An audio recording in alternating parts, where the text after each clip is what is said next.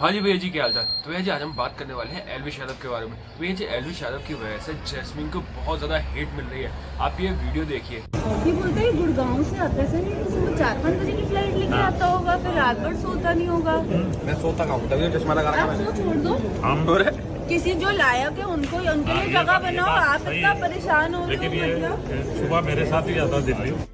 तो इसी स्टेटमेंट की वजह से मुझे काफ़ी ज़्यादा हेट मिलने लगा, जिस पे एल्विश यादव रिएक्ट किए। एल्विश यादव ने एक ट्वीट किया। एल्विश यादव ने लिखा कि चल गए, it is a misunderstanding. Jasmine मेरी बहुत अच्छी फ्रेंड है और ये जो वीडियो है वो पूरी नहीं है, जिसकी वजह से उसे काफ़ी ज़्यादा हेट मिल रहा है। तो ऐसा मत करो, हम लोग काफ़ी अच्छे फ्रेंड हैं और कोई भी ऐसी दिक्कत नहीं है हम लोगों के बीच में। बात करते हैं ध्रुव राठी के बारे में। तो ये ध्रुव राठी बहुत ही बड़ा स्कैम जो है एक्सपोज कर दिया है। तो रिसेंटली वो एक वीडियो अपलोड किए हैं बैगर्स के बारे में, जहाँ पे उन्होंने पूरा मार्केट जो है उनका एक्सपोज कर दिया है। आप खुद ही देखिए, मैं आपको उसकी एक क्लिप दिखा देता हूँ।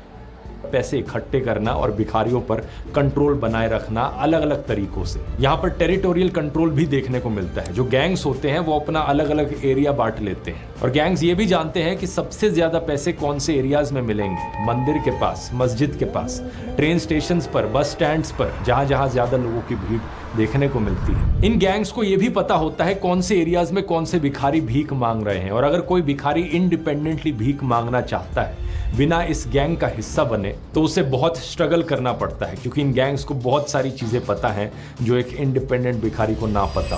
ये गैंग बात करते हैं काशी के बारे में। तो ये जी काशी गेमिंग के साथ एक बहुत ही स्कैरी मूवमेंट हुआ। वो अपने लाइव स्ट्रीम में एक बहुत ही बड़ी चीज़ बताई।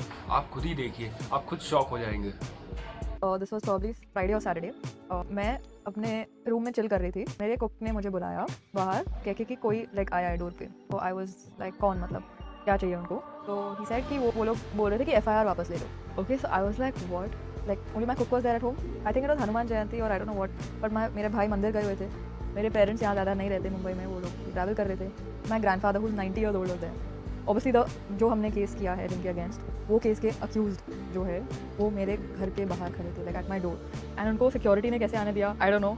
कुछ लोगों ने हमारे इमेजेस मॉक किए थे टेलीग्राम पे, और लाइक मेरे फेस और भी 2 female streamers faces and whatever. And then कुछ लोग ने ट्विटर पे हेट सेंड किया था, some rape threats. And then कुछ लोग ने इंस्टाग्राम पे सम स्टफ। तो उनके अगेंस्ट एफआईआर्स फाइल किए थे। एंड देन उनमें से काफ़ी लोग अरेस्ट भी हुए और फिर वो लोग आउट ऑन बेल है। This particular accused from was brought from Delhi के पास से कोई तो डिस्ट्रिक्ट। तो वो लोग मेरे घर के बाहर आ गए।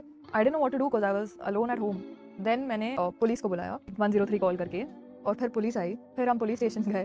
फिर like there was a whole scene, like because then the police asked them that why did you go to a house. And मतलब these are the same people जिनके अगेंस्ट मैंने केस फाइल किया। ये लोग इमेज मॉर्फिंग किया है इन्होंने, या the rape threats. So the fact that they came to my house and the security let them go up was like super bad. I don't know why they thought that they can come to my house also.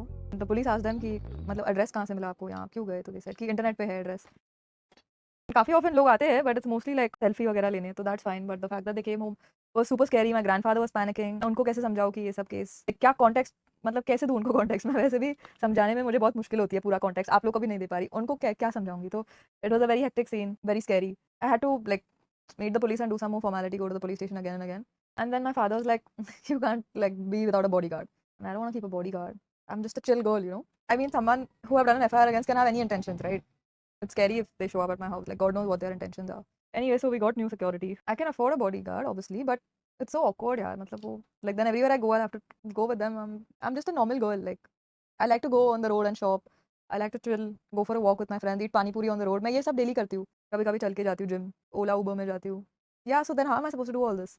उसने बोला कि आपको बोला कि FIR वापस ले लो यार, be safe या। आगे बढ़ते हैं, बात करते हैं रणबीर इलाहाबादिया और समय रैना के बारे में। तो भैया जी रणबीर इलाहाबादिया ने बता दिया है सबको कि समय रैना का कमबैक कब होने वाला है।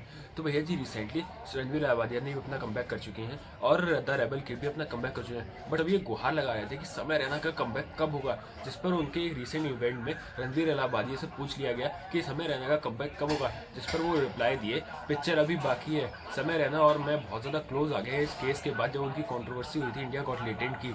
तो उसके बाद उन्होंने बताया कि वो जल्द ही कमबैक करेंगे, पिक्चर अभी बाकी है। समय रैना जल्द ही अपना प्लान कर रहे हैं वापस आने का।